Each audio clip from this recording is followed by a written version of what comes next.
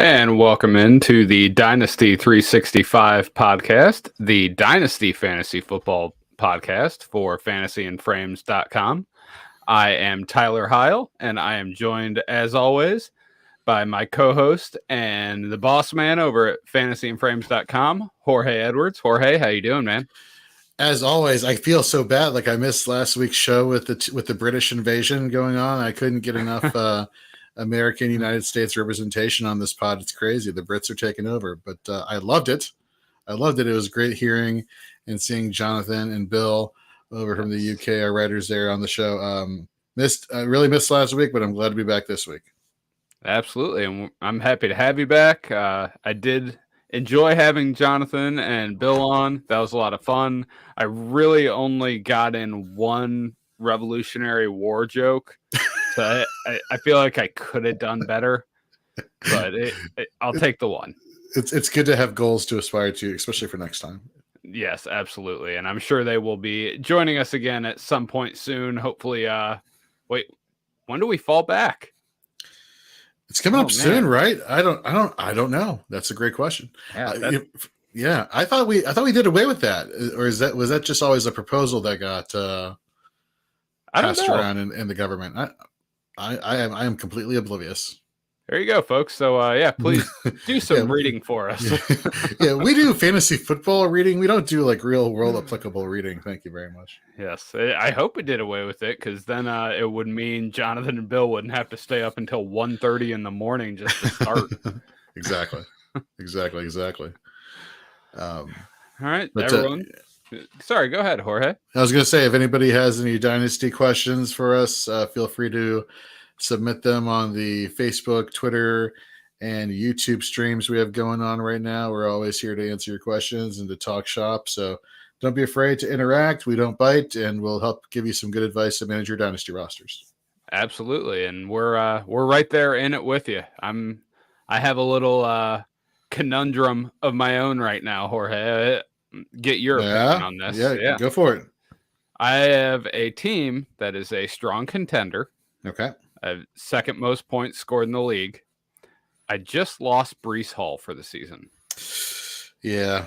So, do I try to weather the storm and just go for it? I have startable running backs. Or do I trade Breece Hall for Miles Sanders, Michael Gallup, and Chris Olave? And that's someone maybe we'll be discussing in this show. Maybe. I guess my question is, how are your receivers again that you have currently? Strong. I have Michael Pittman, not Jalen Waddle, Tyreek Hill, Cooper Kupp, CeeDee Lamb. So really, you'd just be building up on your receiving core even more. So who's the running back you'd be getting back for Breece Hall? Miles Sanders. See, that's the thing right there. For somebody that you don't know may not even be on a team, or let alone with the Eagles next year. That's tricky for me. It is, but Olave could potentially be a star, and I don't. No, exactly. I agree. But it's just a lack of running back that you have there could be a problem. Yes, and the reason we are going to be talking about Chris Olave a little bit later in the show is this week we are doing a top 25 under 25 for wide receivers. Think Forbes 40 under 40, all that good stuff. The thing to remember is we are doing top 25 under 25, not 25 and under.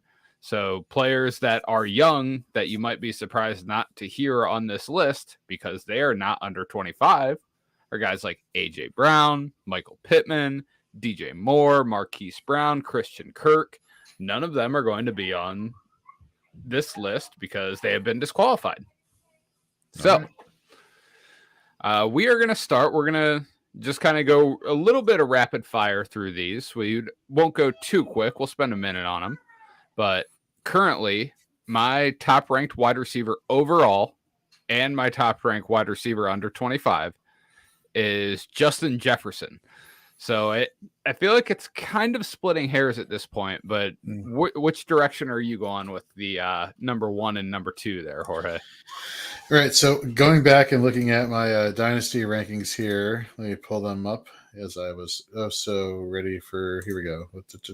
I have as my wide receiver one Justin Jefferson. Also, I'm right on board with that. Jamar Chase, a lot of mouths to feed in that offense with Cincinnati. Yeah, Tyler Boyd probably won't be there for a long time compared to Jamar Chase, but you know who will be? T. Higgins. And on the flip side, I don't know how long Adam Thielen has left. AJ, Osborne. I don't know what to make of him as far as a long-term asset. Maybe he's somebody that could develop into that wide receiver 2 role. But for now, it's just one guy that's eating on that offense, and that's Justin Jefferson.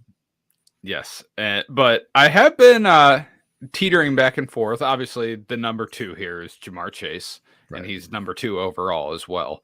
I might just bet on the quarterback and put Jamar Chase up top. Ooh. But to date, I still have Justin Jefferson. You still got Kirk Cousins for this year and next year. He's on a fully guaranteed extension, 1-year extension next year. So right, he's not going anywhere. The Vikings have announced that they are in a competitive rebuild, and competitive they are. They are first in the NFC North with 1 loss. So they're doing okay in their rebuild. Oh, sure. And it's crazy that they call it a rebuild. It's more like they retooled, especially like on the defensive side of the ball. And I'll skip the IDP talk. We'll get to that, folks, here at 9 p.m. on Shoot the Gap. But yeah, like part of me thinks like the rebuild may be coming next year, especially at running back, because we don't know what's going to happen with Dalvin Cook, whether or not they want to bring him back, what they're going to do with Alexander Madison, whether they keep him for the long haul, which I would hope that they did. But it's interesting what's going on in Minnesota. Yes. Yeah. I'll be very interested to see what happens with them over the next couple of years. So kind of quickly, Jamar Chase is number 2. We discussed T. Higgins is going to be there. Tyler Boyd likely isn't long for that team. But Joe Burrow, I mean, he's going to get the proverbial bag coming up here soon, likely next offseason. And he's going to be tied to Jamar Chase for the foreseeable future. So, I mean, you can't go wrong with either one of those guys up top. Right. Nope. Agreed. All right. So next up on my list, I feel it's becoming a little questionable here, but I'm sticking with my guns for now. I've got CeeDee Lamb at number 3 on this list. How are you feeling about that? Are you out? Man, so I'm looking at my rankings here, and of course I'm skipping who's out disqualified based on age here. Currently, CeeDee Lamb is my dynasty overall wide receiver 4, but I got to be honest with you, Jalen Waddle is making the case for me to be somebody that I want to bump up to that high rank right there. We'll get to him in a second. CeeDee Lamb really. To get the CeeDee Lamb full experience, this offense has to be clicking on all cylinders, not like a few cylinders. We need the V12. We don't need we can't work with the V4 or V6. And sometimes the V8 is kind of like, all right, I'll get the job done maybe, but not consistently, but every once in a while. No, it needs like the full V12 to get going on a consistent basis. And I don't know whether or not you're going to get a fully operational V12 offense. Wow, this is a great analogy I'm using. For the Dallas Cowboys going forward, I don't know. Like the offensive line surprisingly has been playing very well, which did not see that one happening. And the running game with Zeke and Tony Pollard, that dynamic is going to be up in limbo for the next year or so, if not more. And Dak Prescott, dude always gets injured every year. He's always hurt. And say what you will, whether it's freak injuries or just freak injuries. Who would have thought week 1 you and I are sitting at that bar in Orlando week 1 and he hurts his thumb and then he's gone. Yeah. For the it's the entire situation for Dallas is making me very wary of having CeeDee Lamb that high. That being said, the talent is there when things are clicking. I just don't know how long they're going to be clicking and at what level they're clicking for. Yes, and we'll see. I don't know if Kellen Moore has shown that he can build a explosive offense. Maybe they've had a game or two here and there, but he hasn't shown it. So I'll be really curious to see what happens if the Cowboys fall off this year, which I don't think that defense is going to allow them to. This might be kind of actually a disappointing year just for the franchise in itself, because McCarthy is going to stay around after they lose in the first round of the playoffs again. I'm not crying any tears about that, by the way. Yeah, I know you're not. So anyway, you said CeeDee Lamb is your overall dynasty wide receiver 4. He is mine as well. My overall dynasty wide receiver 5, who has been climbing, is, as you mentioned, Jalen Waddle. Yeah. He is getting it done in an offense with Tua Tagovailoa under center, with Teddy Bridgewater under center, with Skylar Thompson under center. He's been the wide receiver 7. I have been very wrong about Jalen Waddle thus far into the year. And with Mike McDaniel coordinating, I really believe in him. So I know you mentioned it. Is Jalen Waddle, would he be next up on your list? Looking at the wide receivers that are in this category, yeah, he has to be. Like, it's one of those things where, like, maybe the fantasy point production hasn't been there. Maybe you could say that's quarterback dependent. I mean, I guess that's fair. Like, all wide receiver situations are quarterback dependent. But the yardage totals are what get me. His yardage totals and yards after the catch, regardless of who's throwing the ball, is outstanding. Like, if he was able to get consistent, medium level. We're talking V8 level. I got to put some tiers together, like what a V8 quarterback is versus a V12. But you get what I'm saying. Like, he doesn't need that high upside at the quarterback position or that offense clicking on all cylinders to produce. It's a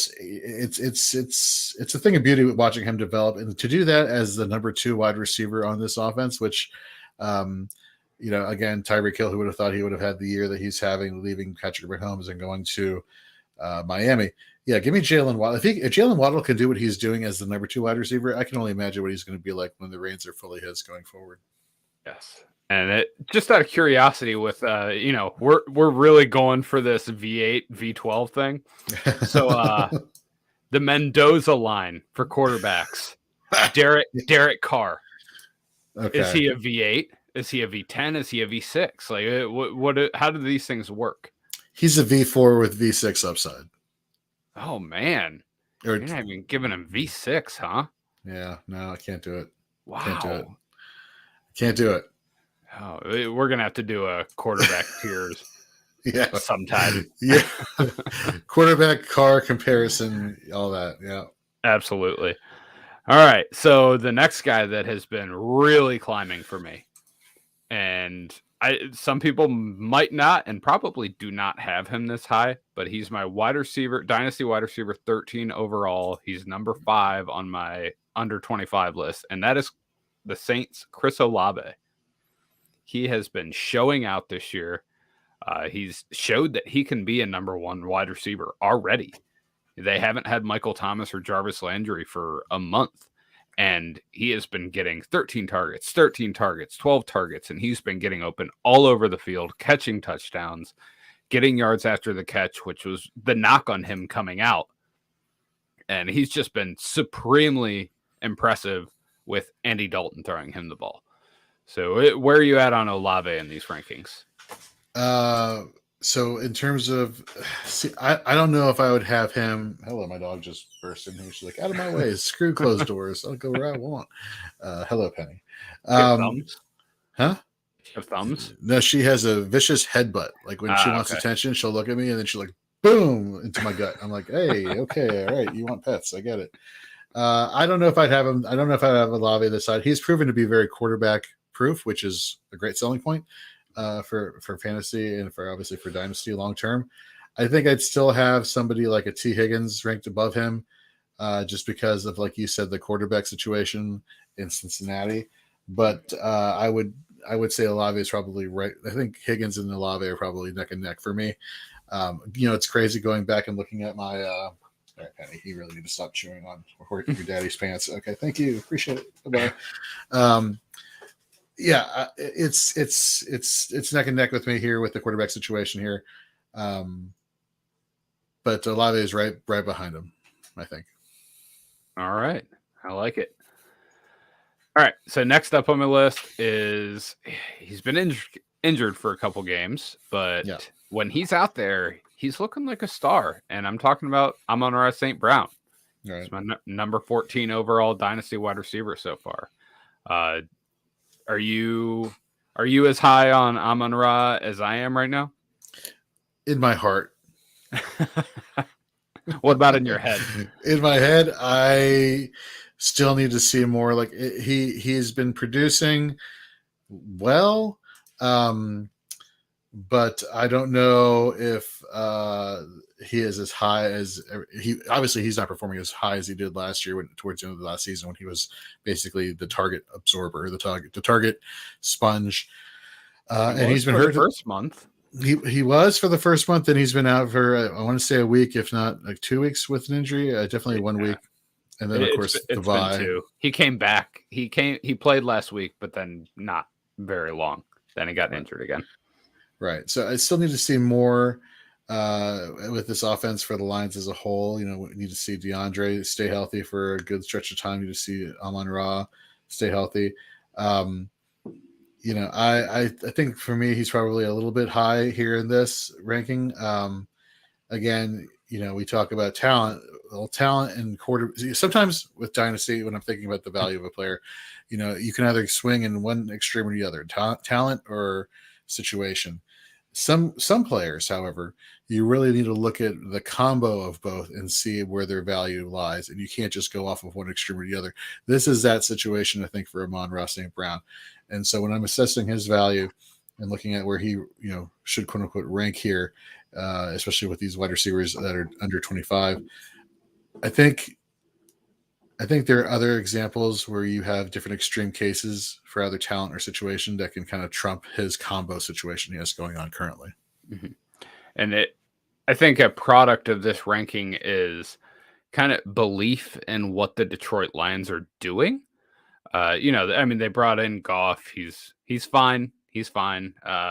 Dan Campbell has that locker room bought in. When they actually have their weapons, they look like a pretty damn good offense. And I just kind of believe in what they're doing, and their record right now is likely going to end up being good for them because they're going to have a real shot at a CJ Stroud or a Bryce Young or whoever the other guys are, Will Levis, things like that, whoever Carson Wentz's his way to the top of the draft. So we shall see. Next up on this list, I have T. Higgins at my dynasty wide receiver, 18 overall. And that is 2 Cincinnati wide receivers in the top 7 on this list. So that kind of shows you what they've been doing on the offensive side of the ball and just our general opinion on Joe Burrow. So are you this high on T. Higgins or you a little lower on him?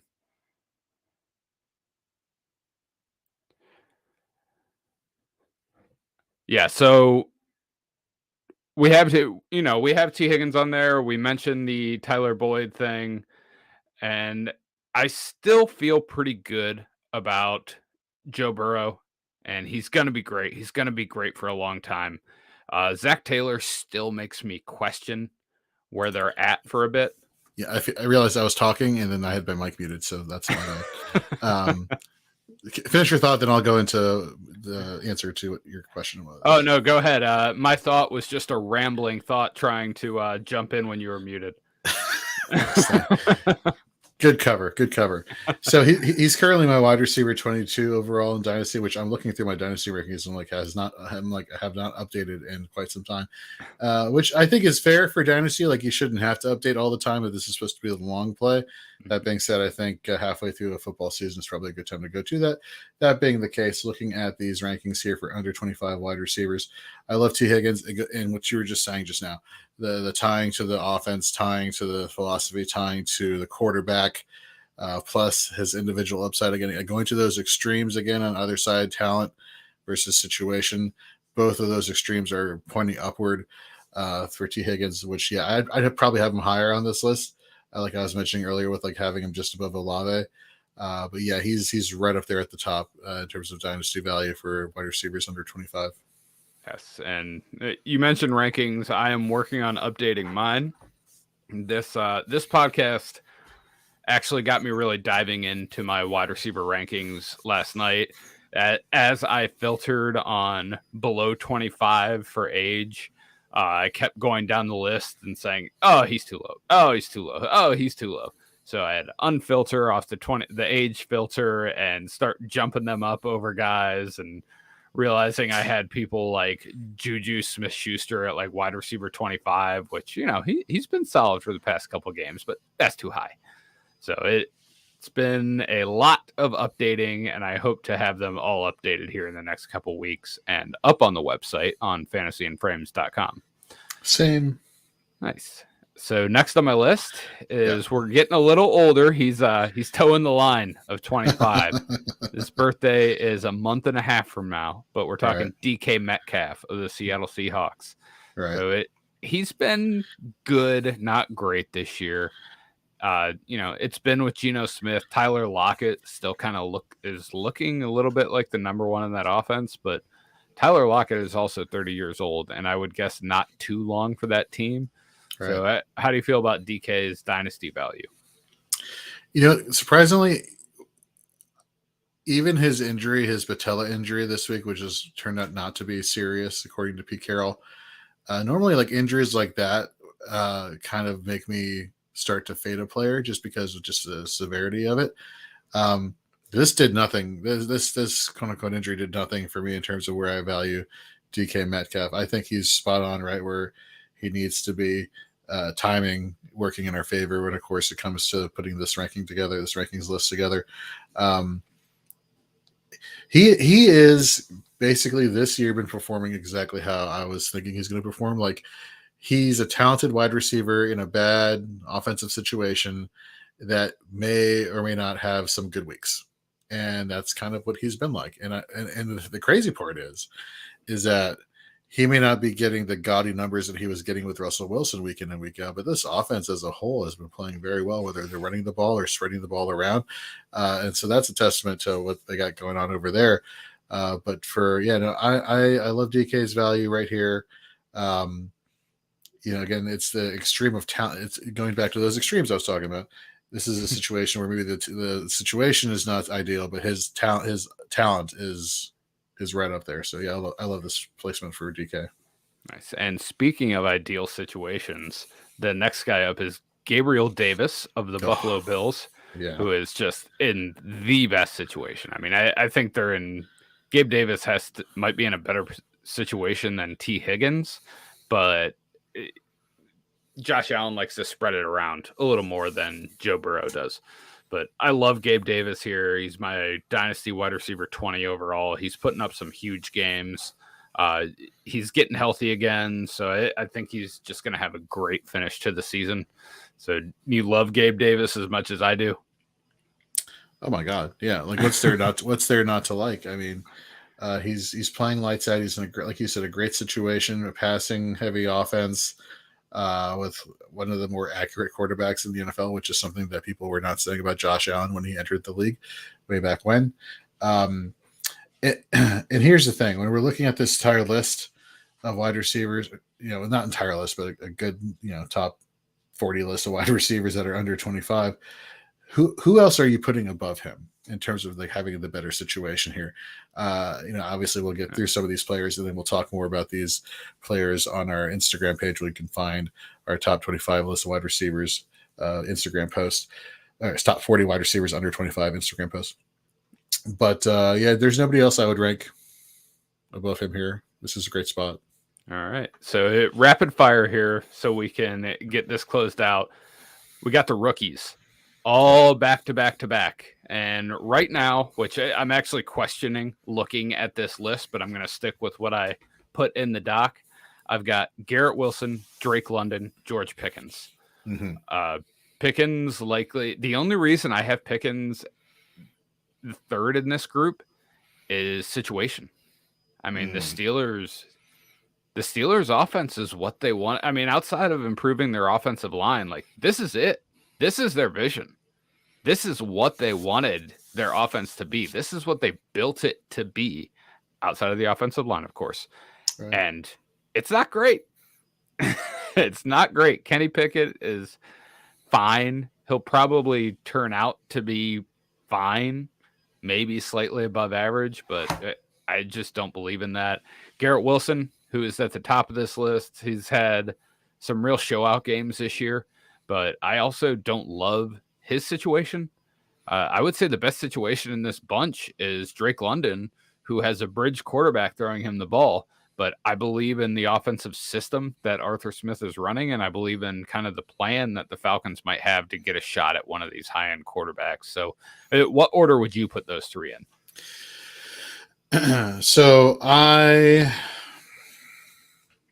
a great question. For me, I'm flip-flopping between London and Pickens, just because you mentioned what we're seeing from Pittsburgh is what they want to do. Well, what we're seeing George Pickens become more emphasized in this offense than we're seeing Deontay Johnson emphasized in this offense. Deontay Johnson signed, a 2-year deal this offseason, so we don't even know how long he's actually going to be on the team.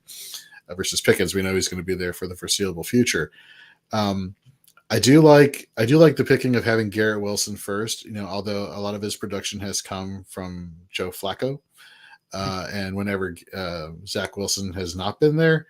That being said, I believe in this offensive philosophy as a whole with Robert Saleh and LaFleur as the OC. They have a good, they lost Breece Hall, but they just made the trade for James Robinson. And I'm not saying James Robinson is Breece Hall. What I am saying is you're going to get some consistency as far as how the offense has been operating. And as a whole, it's been operating very well.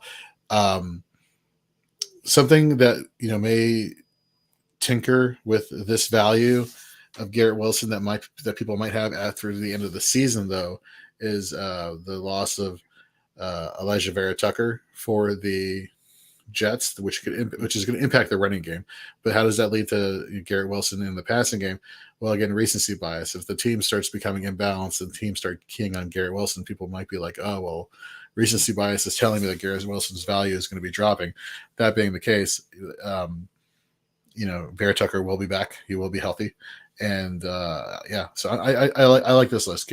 So for me, it's Garrett Wilson, Pickens, and then Drake London. Yeah, and it's worth mentioning that the Jets' offensive line is a disaster. I mean, they went into this season with 3 starting tackles. They don't have a single one of them playing for them right now. They lost George Fant. They lost Mekhi Becton. Oh man, who did they just take? I can't remember. They lost all of their tackles. They lost Elijah Vera Tucker. They lost their starting running back. Elijah Moore is just mad at his role in the offense, but I think it's not really his fault. It's not really the offensive coordinator's fault. It's mostly Zach Wilson and the line's fault. So we'll see. There are brighter days ahead for this Jets offense, even though they have been having a pretty successful year so far. So any closing statements here, Jorge, on someone that I did not include in this list that you felt should have been up there? My boy Michael Gallup is over 25. You're telling me he didn't make the cut? He is over 25, or he would have been number 1. See, now you're playing to your co-host. I love it. I honestly, we could probably go into a longer conversation in another opportunity for Brandon Ayuk, because I really like what you're seeing there, whether it was Trey Lance or whether it was Garoppolo in terms of his involvement in this passing game, for being a wide receiver under 20. Although by the time we get around to it, he'll probably be 25. So it kind of defeats the purpose. But I do like Brandon Ayuk in terms of his value as currently a wide receiver that is under the age of 25. Whereas a Jerry Jeudy, who I think we had ranked, who you had ranked right above him, I'm not so convinced, because I don't know what's going on here with him. He's I don't know what's going on in Denver as a whole. This is just a weird, funky situation that's going on. It's a mess. All right, everyone.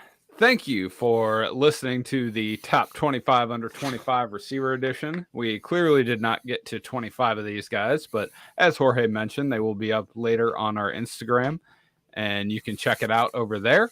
So please stick around. We are going to be jumping right into Fourth and Frames, our flagship redraft podcast, right after this. And then at 9 o'clock, Jorge and Nate are going to be covering IDP with the Shoot the Gap podcast. And tomorrow night, we are moving our DFS podcast, The Daily Fix, with Keith Fleming and Joe Matz to Thursday evenings now.